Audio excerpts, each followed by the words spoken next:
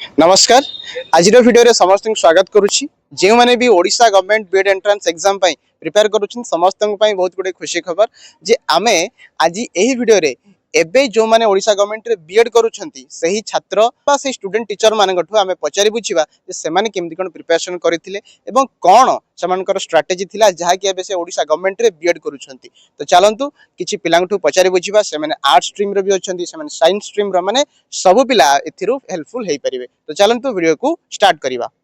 तो एबे आमे आसी पहुंची आम कॉलेज रे जोटा कि आपण माने देखि परथिबे पछरे आम कॉलेज मध्य अछि एवं एठी आमे किछि स्टूडेंट मानकर माने सेमाने केमति प्रिपरेशन करूथिल ता विषय बुझिबा। तो जितु किछि कहबे। तो हमको तीन टा जिंस को ध्यान रखबा पड़िबो।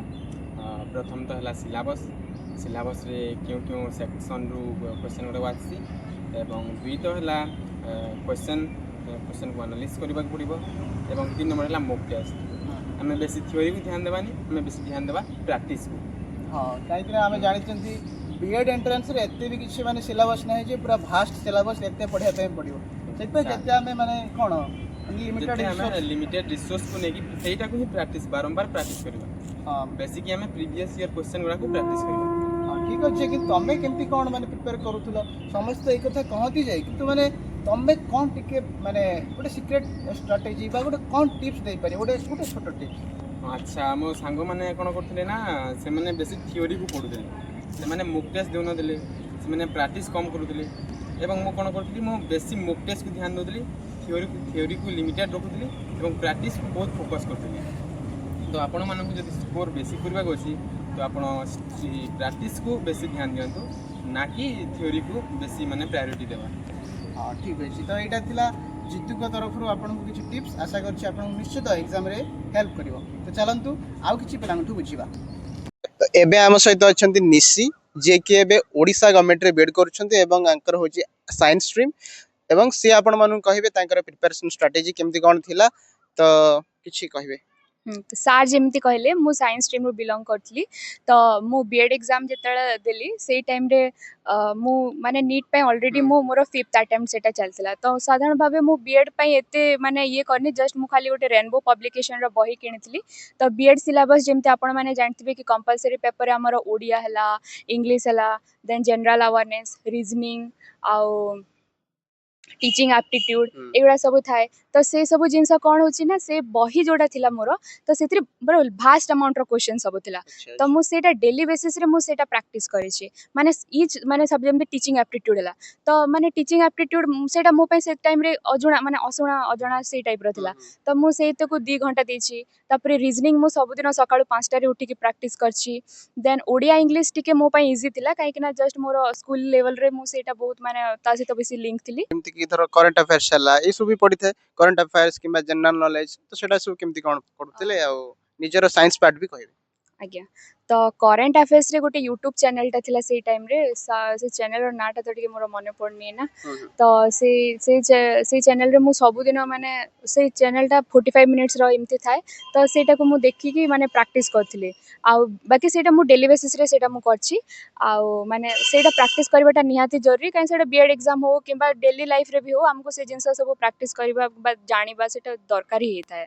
आउ जमती हमर कंपलसरी पेपर हला तो साइंस रे मोर साइंस रे फिजिक्स केमिस्ट्री बायो मैथ एडा सब थिला। तो बायो मो पा इजी थिला काहे कि ना मो बॉटनी ऑनर्स रथिली। देन एडा सब 11 12 तो एनसीईआरटी जदी आपनकर क्लियर अछि देन आपण इजीली करि पारिबे। फिजिक्स केमिस्ट्री भी एमती किछि नाही जस्ट माने माने एमती इजी टू मॉडरेट लेवल रे क्वेश्चन आस्ता है। देन जदी आपनकर मैथ भी जदी वीक अछि से जगह रे तो आपण जदी फिजिक्स केमिस्ट्री बायो को जदी आपण स्ट्रांग रखुचंती देन मैथ रे जदी आपण किछि जदी छाड़िया को चाहिले मैथ रे आपण ये करि पारिबे। बाकी फिजिक्स केमिस्ट्री में बायोटा आपण साधारणतः भाव रे हमर 11 12 एनसीईआरटी बही रु ही सब आपण आराम से जानि पारिबे। हाँ आउ गोटे कथा होची बहुत पिला कहती टीचिंग एप्टीट्यूड कष्ट जो मैंने फास्ट टाइम में प्रिपरेशन करती बीएड एंट्रेंस पाई तांको बहुत कष्ट लगे किंतु से जान ना कि बीएड एंट्रेंस रे सबठु इजी होची टीचिंग एप्टीट्यूड प्रथम प्रथम कष्ट लगी थे किंतु सेटा हमको धीरे धीरे जब बुझी पारंते हमको सहज लगे। तो आपण टीचिंग एप्टीट्यूड केवल से रेनबो रु पढुथिले ना अलगा को यूट्यूब चैनल भी।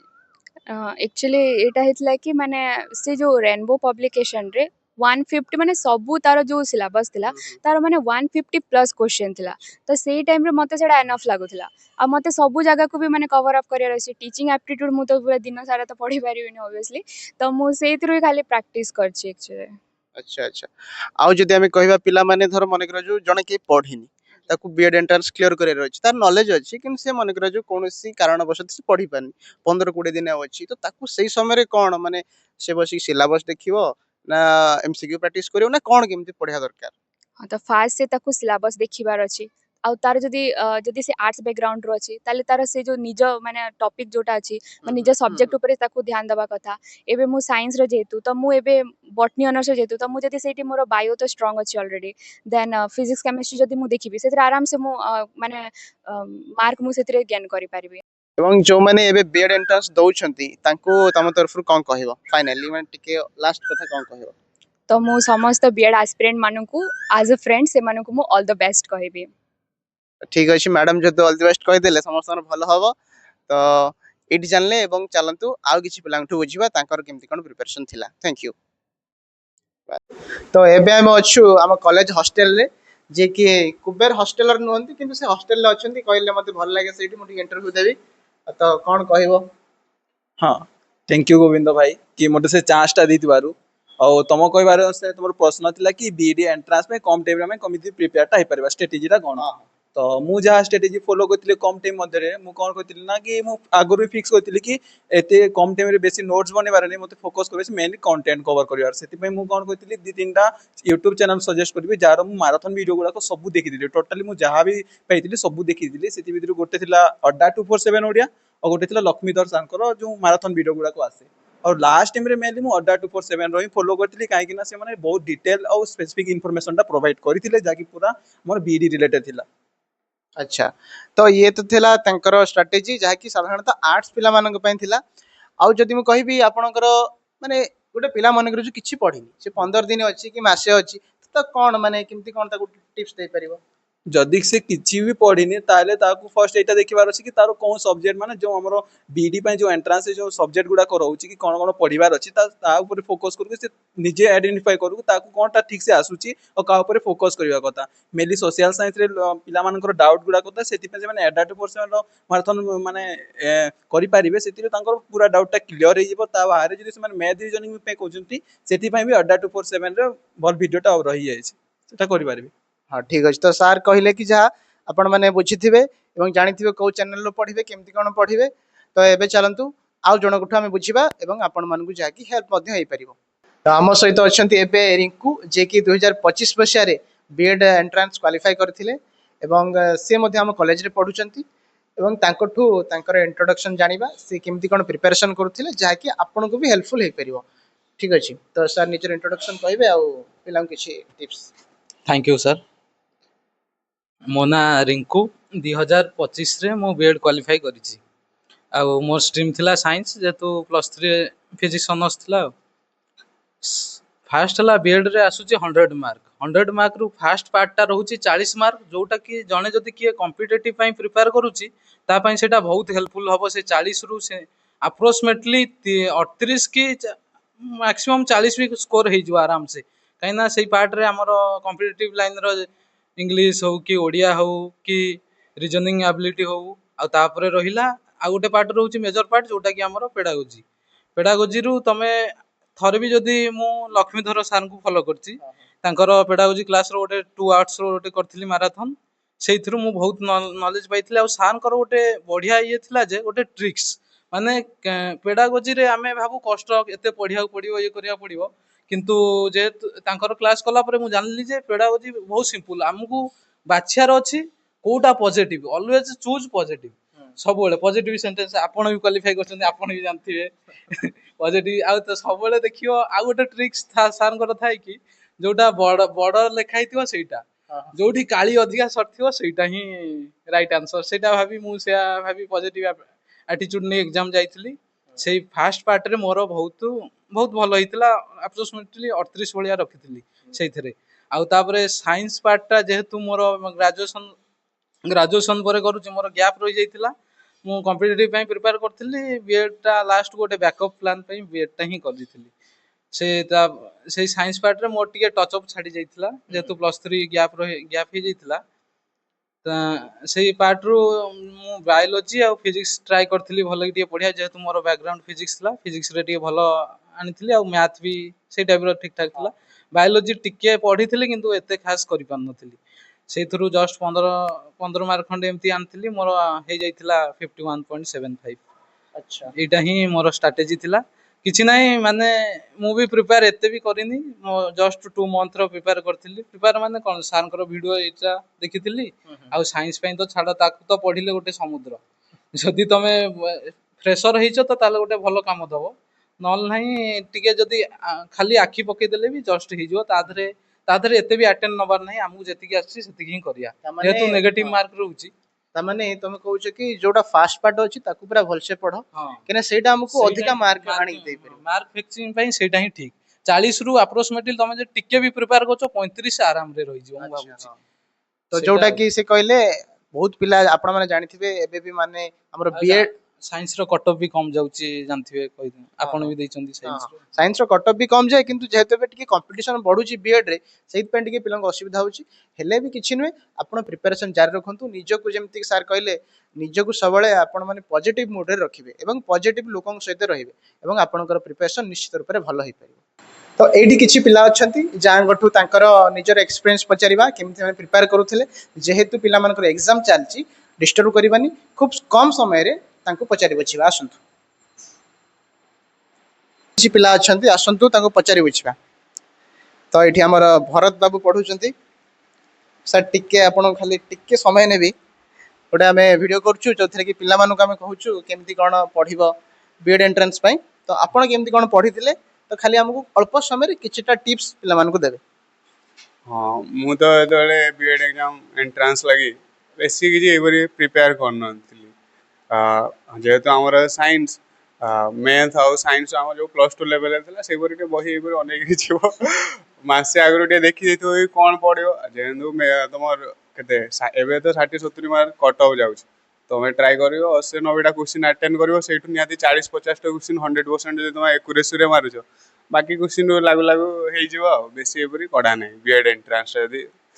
କ୍ଲିୟର କରିବାର ଅଛି ହଁ ହଁ ମାନେ ଯେହେତୁ ଏବେ କମ୍ପିଟିସନ ବଢୁଛି ତ ମାର୍କ ବି କଟ୍ ଅଫ୍ ଅଧିକା ଯାଉଛି ଆକ୍ଚୁଆଲି ପୂର୍ବ ବର୍ଷ ଯୋଉ ଅଧିକା କଟ୍ ଅଫ୍ ଯାଇଥିଲା ସେଟା 5 ମାର୍କ ଏକ୍ସଟ୍ରା ସେମାନେ ଗ୍ରେସ୍ ଦେଇଥିଲେ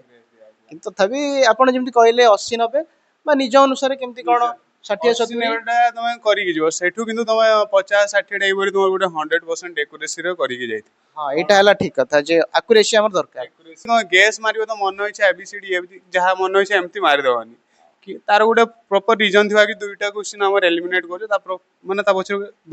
ମାନେ ରିଜନ ଥିବା କଥା କି ଏଲିମିନେଟ୍ କାହିଁକି କଲ ଆଉ ଦୁଇଟା ଏଇପରି ଅପସନରୁ ତମେ ଚୁଜ୍ କରିବା ଆଉ ତ ସାର୍ ଯୋଉଟା ଆମେ କହିଲେ ସିଏ ତ ପଢିଥିଲେ ସାଇନ୍ସ ଯେହେତୁ ତାଙ୍କର ଷ୍ଟ୍ରିମ୍ ତ ସିଏ ଯେହେତୁ ଆମର 10th ଲେଭେଲ 12th ଲେଭେଲର ଠିକଠାକ ତାଙ୍କର ନଲେଜ ଅଛି ତ ସେଥିପାଇଁ ସେ କରିଥିଲେ ଏବଂ ଯାହା ଗୋଟେ ଭଲ କଥା କହିଲେ କି ଆପଣ ଆକ୍ୟୁରେସି ସହିତ ଯେତେବେଳେ କରିବେ ଯୋଉ ଆମର MCQ ଆକ୍ୟୁରେସି ସହିତ ସବୁବେଳେ ଫିଲ୍ଅପ୍ କରିବେ ଆଉ କିଛିଟା ଏକ୍ସଟ୍ରା କରିଦେଇଥିବେ ଯୋଉଟା କି ମାନେ ଭଲସେ ଯଦି ବି ଆପଣ ଗେସ୍ କରିକି ଅପସନ ମାରୁଛନ୍ତି ସେଇଟା ବି ଭଲସେ ତାକୁ କୋଉ ଅପସନ ଏଲିମିନେଟ୍ ହବ ତାକୁ ଦେଖିକି କରିବେ ଯୋଉଟା କି ବାଇଚାନ୍ସ ଠିକ ହେଲେ ବି ହେଇଯାଇପାରେ ଭୁଲ ହେଲେ ବି ଅଧିକା ଆପଣଙ୍କୁ କଷ୍ଟ ଲାଗିବନି ବା ଅଧିକା ଆପଣ ମାନେ କ'ଣ କହନ୍ତି ଗେସ୍ରେ ଆପଣ ଅଧିକା MCQ ଆଟେମ୍ପ୍ଟ କରିବେନି ସେଇଟା ସାର୍ କହୁଛନ୍ତି ଆଉ ଆଟେମ୍ପ୍ଟ କଲେ ତ ନିହାତି ହିଁ ଭୁଲ ହେଇଯିବ ତମେ ସେଇଠୁ 4ଟା ଅପସନ ଅଛି ତମେ ଯଦି ଠିକ ସେ ତମେ ରିଜନିଂ ଲଗେଇବ ପୁରା ପ୍ରପର ନଲେଜ ନଥିଲେ ବି ସେ କ୍ୱେଶ୍ଚିନ୍ ଆନ୍ସର ପ୍ରତି ତମର ଯେତିକି ଏକ୍ଜିଷ୍ଟ ଆଇଡିଆ ଅଛି ସେଠି ଯଦି ତମେ ନଲେଜ ଲଗେଇଲେ ଅଟୋମେଟିକାଲି ଗୋଟେ 2ଟା ଅପସନ ଅଟୋମେଟିକାଲି କ୍ୟାନସେଲ ହେଇଯିବ ଏଲିମିନେଟ୍ ହେଇଯିବ ଆଉ ବାକି 2ଟା ଯୋଉ ଅପସନ ରହିଲା ସେଠି ତ 50% ଚାନ୍ସ ରହିଲା ତମ ସେଠୁ ତମେ କରିକି ଆସିବ ହେଲେ ଅଟୋମେଟିକାଲି ତମ ମାର୍କ ବଢିବ ସେଇଟା ମୁଁ କହୁଛି ତ ସାର୍ ଆଉ ପଢିବା ପାଇଁ ଇଏ ତ ହେଲା ମାନେ କେମିତି କ'ଣ ଏକ୍ସାମରେ କରିବ ପଢିବା ପାଇଁ କ'ଣ କ'ଣ ରିସୋର୍ସ ସାଇନ୍ସ ପିଲାମାନଙ୍କ ପାଇଁ ଯଦି କହିବେ ସେଇଟା ବାୟୋଲୋଜି ପାର୍ଟ ସବୁ ତ ଯାହା ହେଲେ ବି ସେ ତମ +2 ର ଟିକେ ଠିକ ଠାକ ନଲେଜ ରହିଥିବା କଥା ମ୍ୟାଥର ତମର ଯେମିତି ସେଟ୍ ଥିଓରି ଫେଟ୍ ଥିଓରି ଏସବୁ ଟିକେ ଦେଖିକି ଯାଇଥିବ +2 ଲେଭେଲର 10th ଲେଭେଲର ଆଉ ସେଇ ଫିଜିକ୍ସ କେମିଷ୍ଟ୍ରି ଟିକେ ପଢି ଦେଇଥିବ ହେଇଯିବ ଆଉ କ'ଣ ନା ହେଲେ ବି ମାନେ ଯୋଉମାନେ ଜାଣିନାହାନ୍ତି କୋଉଠୁ ପଢିବେ ନା ଆପଣ କୋଉଠୁ କ'ଣ ପଢୁଥିଲେ ଟିକେ ଖାଲି କହିବେ ସେ ବହିରୁ ହିଁ ଦେଖିଲେ ପ୍ରିଭିୟସ୍ ଇୟର କ୍ୱେଶ୍ଚିନ୍ ତ ସବେ ସଲ୍ଭ କରିବା ଜରୁରୀ तापरे फॉर्मूला सब फिजिक्स केमिस्ट्री जहाँ रिलेटेड अच्छी फिजिक्स मैथ रो फॉर्मूला ज्योमेट्री फॉर्मेट्री जहाँ अच्छी सब मन कर देकी जो आ केमिस्ट्री बेसिक केतरा देखी दो प्रीवियस ईयर क्वेश्चन है नॉलेज आसी जाए प्रीवियस ईयर क्वेश्चन सब इंपोर्टेंट कि तुम जानी पारो कोठी केते क्वेश्चन आसुची बायोलॉजी फायोलॉजी पार्ट रो तो क्वेश्चन कोठी केते आसुची जना पड़ले तुम आराम से क्रैक हो जाओ बहुत मुश्किल एग्जाम नुहे बीएड एंट्रेंस एग्जाम तो सार जहाँ भी किसी कहले साइंस पिला मानक पे निश्चित इंपोर्टेंट होइतिबो आउ हेल्पफुल भी हबो तो एवं आउ किसी पिला मानक पचारि बुझिबा जे सेमानकर कोन केमती स्ट्रेटजी थिला ଆମେ ଆସିକି ପହଞ୍ଚିଛୁ ଆଉ ଜଣେ ଷ୍ଟୁଡେଣ୍ଟଙ୍କ ପାଖରେ ଯିଏ ବି ଏବେ ଓଡ଼ିଶା ଗଭର୍ଣ୍ଣମେଣ୍ଟରେ ବିଏଡ୍ କରୁଛନ୍ତି ଯାହା ବି କିଛି ପ୍ରିପାରେସନ୍ ଟିପ୍ସ କିଛି କହିବେ ତ ସାର୍ ପିଲାମାନଙ୍କୁ କ'ଣ କହିବେ ଠିକ୍ ଅଛି धन्यवाद गोविंद भाई तो आपण मैंने जमी जानी बीएड आज डिमांड टा बढ़ी जाइए डिमांड रो बीएड रो तो बीएड क्रैक करने को आमको प्रथमे बीएड रो क्वेश्चन पैटर्न को एनालाइज करियो पड़िबो जदि आपण किछु भी पढ़ी बसिबे तो आपण क्लियर करि परिबे नाही तो फास्ट आपण पीआई को सॉल्व करंतु किछु पीआई को सॉल्व कला पर आपण जानि परिबे केमिति टाइप रो क्वेश्चन पडुची आ ता मध्यरे ता सहित रिलेटेड थिबा क्वेश्चन माने से डोमेन को कवर करंतु एवं प्रथम थर पे आपण गोटे मॉक्स दे दंतु सेतिर आपण निजर लेवल जानि परिबे आउ तापरे से लेवल को जानला परे आपण को एरिया रे इंप्रूवमेंट दरकार आपण को से एरिया को कवर करंतु आउ मॉक्स 7 दिन रे थरे कि 3 दिन रे थरे मॉक्स देंतु आ लास्ट गोटे मास मॉक्स पूरा पूरी फुल देंतु आ ता सहित इंप्रूवमेंट करंतु वीडियोस जेमिति यूट्यूब रे आपन बहुत वीडियोस मिली जिवो लक्ष्मीधर सर चैनल अछि तापरे हमर विभिन्न प्रकार नेशनल टीचर्स मन अछंती तांकटू जो कांसेप्ट माने जेते दरकार सेटा पढिबे आउ ताको रिवीजन करिवे बिना प्रैक्टिस रे माने आपन भूली जे परंती से कांसेप्ट माने एग्जाम होले तो ताको हम बारंबार प्रैक्टिस करिवे जेते तर हेबो प्रैक्टिस करि देबे आउ लास्ट को आपन टिके माने स्ट्रेस फ्री ही एग्जाम हॉल को जिवे ठीक अछि सर तो एबे हम सहित अछंती आउ जणे जे कि हमर आर्ट्स स्ट्रीम रे पढुचंती तो आशीष किछि कहबे स्ट्रेटजी जहा कि पिलांको हेल्प करियो तो आमे जदि बीएड एंट्रेंस रो स्ट्रेटजी कथा देखिबा तो आपण माने फर्स्ट माने जे कोनसे एग्जाम प्रिपरेशन करंतु बीएड हो कि अन्य कोनसे एग्जाम तो से एग्जाम रो सिलेबस टा होय इंपोर्टेंट माने आपण जदि सिलेबस क्लियर अछंती तो आपण को पय रोड मैप क्लियर अछि कि आपण कोन कोन फॉलो करिवे और केमिति एग्जाम टा को क्रैक करिवे